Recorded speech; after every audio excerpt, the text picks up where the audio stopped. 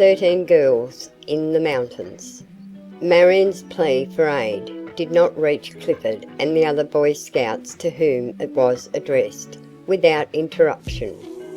The latter half of it came in jerked and disjointed phrases, and the tone of utterance was one of extreme fear and distress.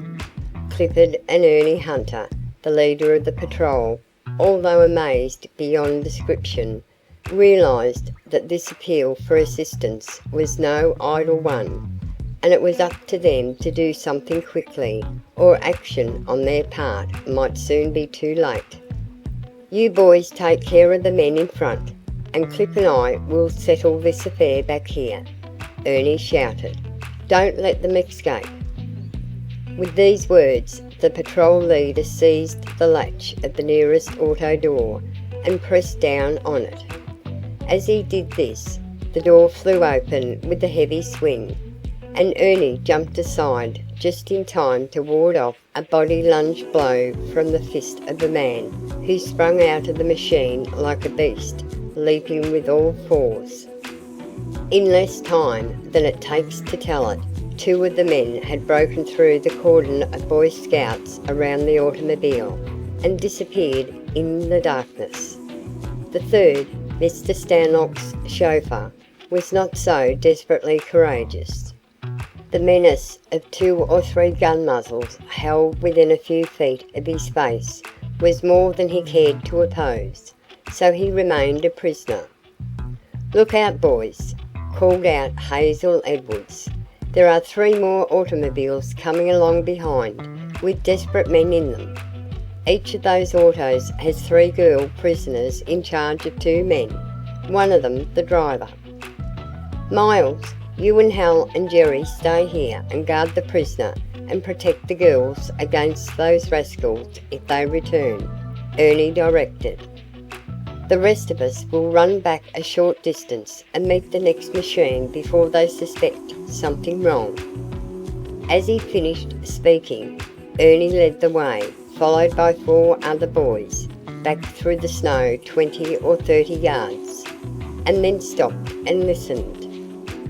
A short distance further they heard a sound the cause of which could not be mistaken. It was the rapid, pulsating chug-chug of an automobile engine. They waited a few minutes, but it appeared to be coming no nearer. "The snow has stopped this one too," said Clifford. "Come on and we'll give them a surprise." A few paces farther brought the boys in view of a machine with the engine running idle and no driver visible in front. Naturally, this made them suspicious, and a halt was called for a little circumspection. Then carefully, cautiously, they advanced toward the automobile, keeping nervous watch on all sides to avoid a surprise. They reached the machine, which they had been able to locate by the noise of the engine, and found it also deserted, save for the 3 prisoners bound and gagged in the car. While the other 4 in the party of rescuers kept watch against a surprise, Clifford cut the bonds on the wrists of the girls and removed the gags from their mouths. "Where did the villains in charge of this car go?" was the first question he put to the released prisoners. "They skipped," replied Violet Munday.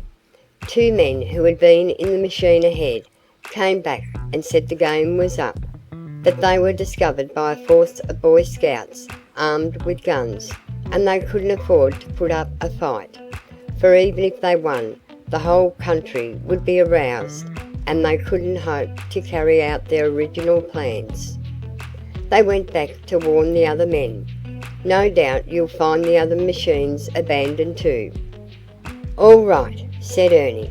"You girls stay here in the car and keep warm. We'll be back as soon as we can find the others." The boys found the other 2 automobiles also abandoned and released 6 more campfire prisoners. "Now let's return and get the head auto started back first," Ernie proposed.